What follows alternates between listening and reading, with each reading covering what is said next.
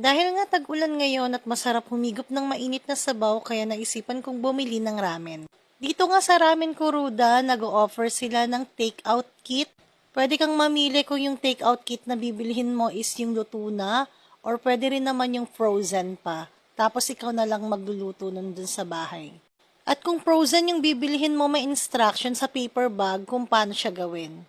Bumili din pala ako ng gyoza, 4 pieces yan per order, 140 pesos.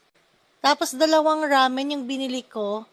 Same flavor, aka ramen yung flavor na binili ko. Marami silang ino-offer na flavor pero ito kasi yung mas gusto naming flavor, yung aka ramen. Mildly spicy niya, tsaka masarap yung lasa. Natikman na din namin yung ibang flavor pero ito yung pinakamasarap para sa amin, yung aka ramen. Ito yung procedure kung paano siya lutuin pag frozen yung binili. Need nga munang ito yung pinakasabaw niya pero since gusto na namin siyang kainin, kahit frozen pa yung sabaw, nilagay na namin sa bowl tapos microwave namin. Medyo matagal nga lang siya naming microwave kasi nga frozen pa. Yung noodles, nagpakulo lang ako ng tubig tapos niluto ko siya ng mga 2 minutes.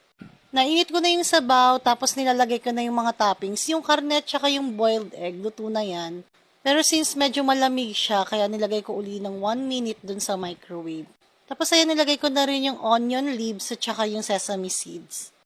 Ayan guys, ready na yung ramen. Kain po tayo. Ngayon ko lang rin pala nalaman na nagdi-deliver din pala sila. Kasi hindi ko makita sa Grab tsaka sa Foodpanda yung store nila. So, ninas ko yung crew kung nagdi-deliver ba sila. At oo daw, mag-send lang daw dun sa page nila and then sila na daw ang magbubook sa Grab or Foodpanda ng in-order nyo.